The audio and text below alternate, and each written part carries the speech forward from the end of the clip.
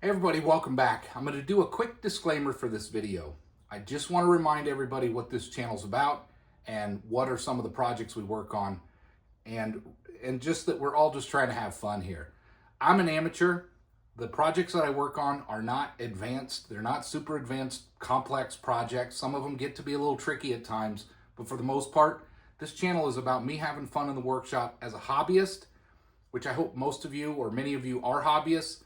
I really love the professionals out there that provide all the experience and the advice. I want to see that keep coming. I hope you keep that coming. That's how I've learned through the many comments out there that have been very helpful. But when it comes to my projects are simple, and they're just things that I feel that I want to work on in the shop and share with you on the internet.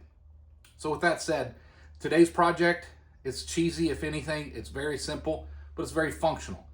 It hopefully will inspire some of you to come up with your own creative ideas to modify the equipment you have and improve some of the storage systems and some of the functionality of the machines that you have. With all that said, I appreciate everybody sticking with this channel for what it is. It's just a hobby machinist that's an amateur having fun in the shop. I appreciate you coming back week to week and watching and subscribing. Thank you for all the subscribers. Without you motivating me, I probably wouldn't be doing half the projects I am. Part of this benefit for me is it keeps me getting out in the shop, coming up with that next project idea. So thank you to everybody for watching. I hope you enjoy this one, and I hope to see you on the next one. Everybody, welcome back. I'm Deez. This is my workshop. Today we're going to do another mill upgrade or mill modification in order to set up something that I want to be able to hold Jacob's chuck key. That would be this guy right here. You're all familiar with those. I'm thinking a tube of some sort. I've got several scrap pieces. I've got a bunch more over there in the scrap pile. But what I'm thinking is if I can somehow mount this on the milling machine, on the headstock, I can keep this over there. It's always available. It's kind of like the Lathe chuck keys. They're out of the way. You don't have to worry about them. I'd like to use this thinner piece of steel, but I think that's not going to work out. The back side of the chuck key is a little proud. I could use this stock, some more material with some of the ideas I have on how I want to mount it to the mill, or I could even go with this scrap aluminum piece that I have here, cut that down, and we can use that. I think I probably won't use this. Those are my options, but we're going to make a Jacob's chuck key holder for the mill, and that way the chuck key is always there, ready to go. It's out of the way. When I need it, I know where to get it, and that's going to be today's project.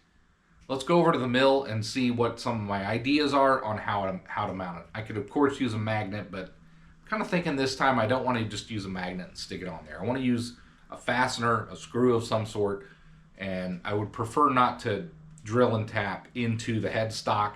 I'd like to use an existing threaded area that's already there. Let's go see what our options are, and then we'll get started with this project. So here's what I'm thinking. I'm thinking I want to mount it over here on this side of the milling machine. I'm thinking, you know, of course I could probably drill and tap just a real thin walled hole in here and just put it wherever I want. But why do that if I can utilize something that already exists? So here's what I'm thinking. I've got these 3 tubes. I'm thinking about using this threaded hole here. This is already mounting the cover for the spindle and all the other stuff that's going on up there, the belts. I could use this and just kind of drill and tap a hole, put a longer bolt in there, but I don't like this one. It's a little too big. Let's forget that one. This one would really be ideal. This is the idea here. Put that in there, screw this thing up here, and that would hold it. The problem with this is, like I said, the back side of the chuck key is proud of the material, the steel that I want to use. And what I want to do is put a flat on the back side of this. And the reason for that is I want it to lay flat against these materials. So let's forget that one. And I have this larger, thick-walled stuff. It's a little too big, but it's not too big, right? You're just wanting to hold your chuck key. If you look, I have some extra material on the back side of this that I can mill flat.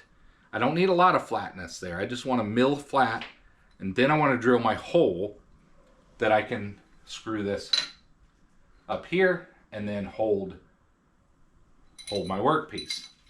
Now, I'm going to have to drill a hole large enough to get my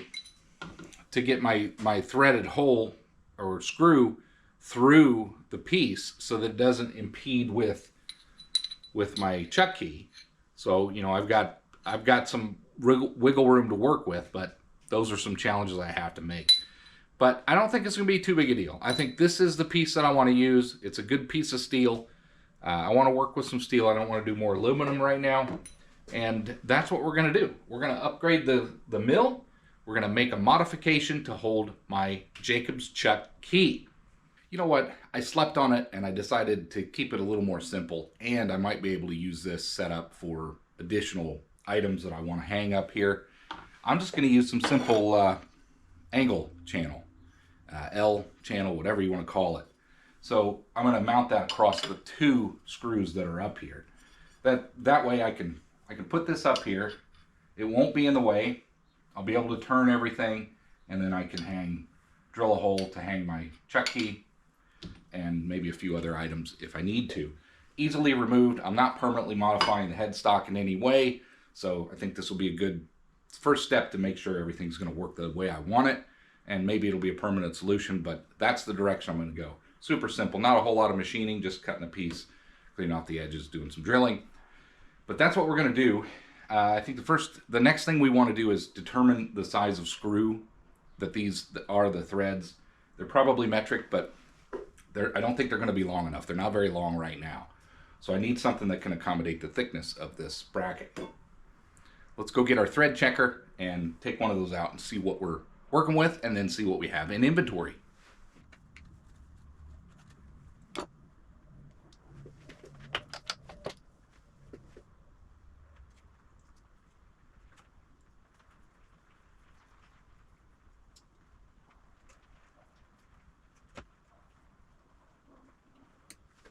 Well, I don't know what I have. This is an M5 with a 0.8 thread pitch. Not sure what I have in the inventory. Let's take a look and see what I can find, and then, I don't know, who knows, maybe I have something. The only thing that I have that's known is M5 in a set screw. That's not going to work for this setup. I could always turn one down. I could always thread one. That's an option. I may have to do that. I've got a lot of, you know, 1/4-20, and it's definitely metric. These are all 440s.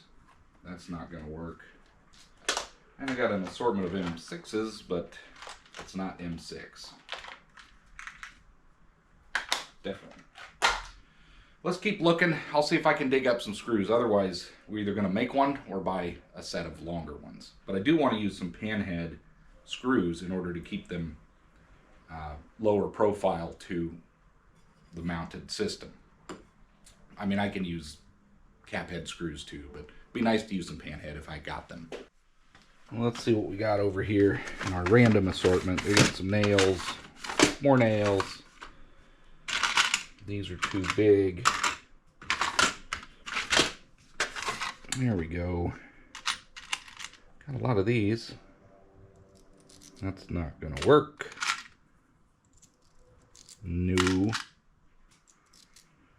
Those are all the same, and they're not big enough. This is probably too big. Let's see. Yeah. All right. What do we got here?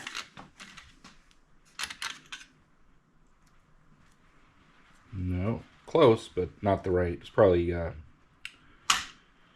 SAE. These are too small. This could be promising.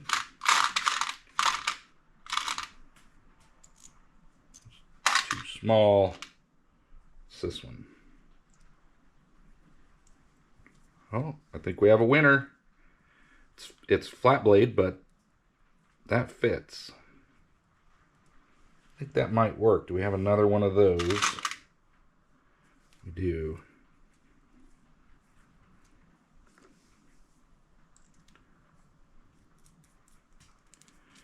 I think that'll do. Good. Got something to work with. These thread checkers really do come in handy to be able to figure out what you're working with. I mean, you can always use a thread gauge, but I think that's going to be fine. These are close enough to work just fine for what I'm going to do. Now, I will have to turn down the length of this. This is going to be way too long. Good old thread checkers, M58. That worked out good. Let's also check and make sure that these will thread into the top of the headstock where they need to go.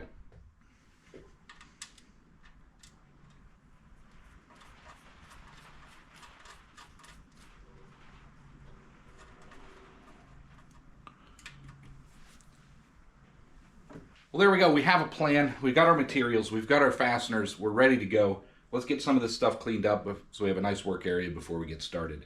One thing I do want to do is take this top off, make sure that of the depth and that I have for the screws to go in. I don't want those to hit anything in there. There's some pulleys and belts. Let's take a peek inside there as well. Make sure everything's cool before we get to cut the length of these screws, and we'll go from there. Let's get this stuff cleaned up.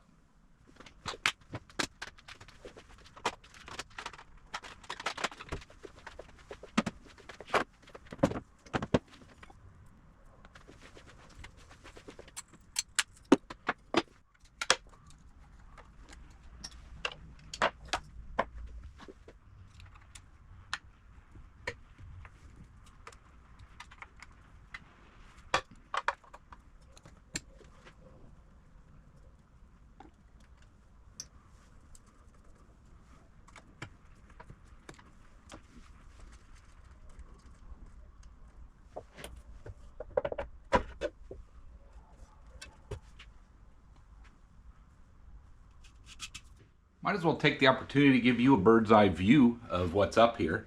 Here's the two pulleys. There's a pulley underneath the motor. That's the smaller one. And then the pulley on the top, or where the spindle is, drawbar, and on the bigger one, you can adjust your total overall speed by flip-flopping these belts and their arrangement. It seems to be mounted. This is made very well. I'm still impressed with the Precision Matthews, especially over a Vevor. I mean, there is no comparison. But the build quality of this, even this cover it's solid, right? There's care taken to making all of these components. So very happy with that. The brackets that are holding the motor on have plenty of thread area to thread these in. I'm not worried about going through. I might not even have to cut these. Well, I will have to cut them down, but regardless, you can go in there quite a ways. There's a good ½ inch, 3/4 of an inch. Yeah. Good 3/4 of an inch before you even come through the other side. If it's a through hole. Let's check it out here. Nope. That's actually a good thing. It's not a through hole. It's a dead hole, so you can't go through. That's another extra precaution, I think, that they took. Because if you were to thread something in too far, you'd hit this belt and destroy it. There's a hole, so really you can't tighten these up too far. Again, that's a plus. What I'm going to do is get all this cleaned up, and we'll get started mounting that bracket.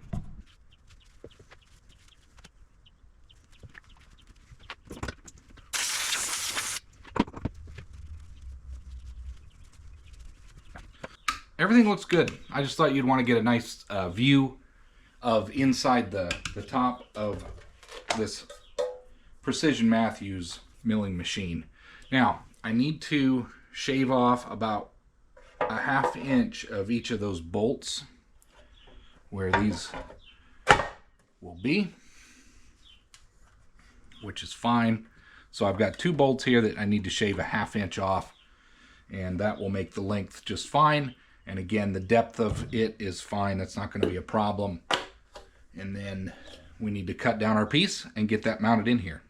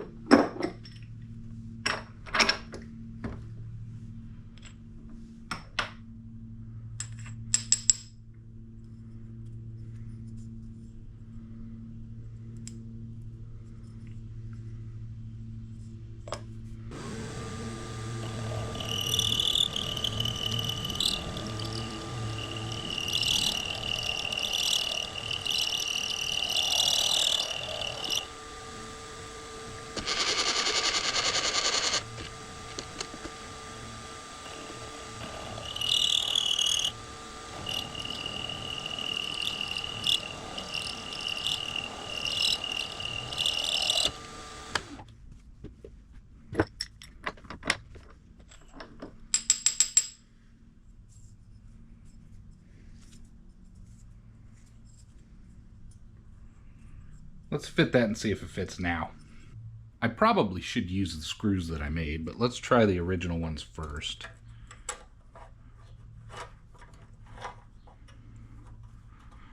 I don't know if they're going to reach. Doesn't look like it, so let's try the new ones.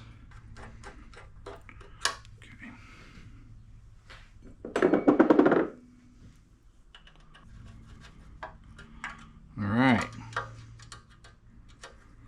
that will hold. Now, it'll hold real well. All right, one final operation.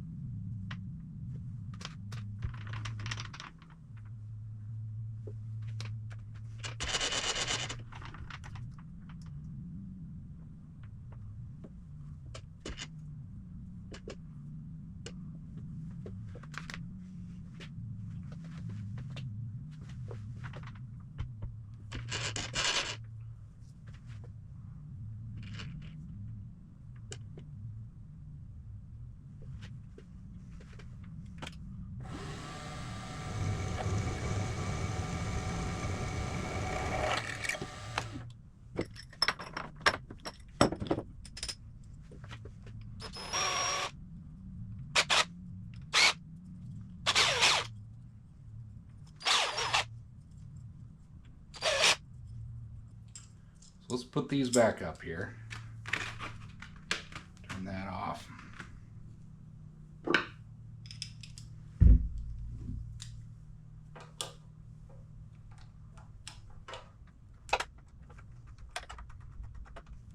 Sorry from the way.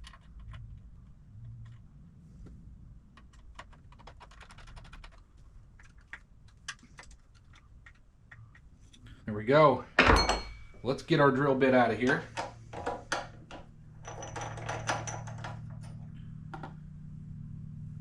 And what was all that about? Well, now we have a place, hopefully, for a chuck key.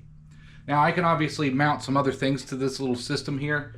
It's got plenty more meat back here. I can drill some other holes, put some other little tools that I want. But I think that's gonna be able to get tucked out of the way. I'll still be able to use everything. It's not gonna impede anything, and it's gonna be fine. Let me get some of this cleaned up and we'll do a quick recap. Well, that was a fun little project that anybody can do. I know that was not any advanced machining or anything like that. You can use a hand drill and a hacksaw. But I was able to use the machines. I got to use my thin parallels. Those came in very handy. I was drilling some holes that were kind of close to the edges of the materials as I was working on. So these really kind of, you lose the worry about drilling into your parallels, the thicker ones. I was happy to use those. I do want to use or locate some springs in order to keep the parallels pushed to the jaws.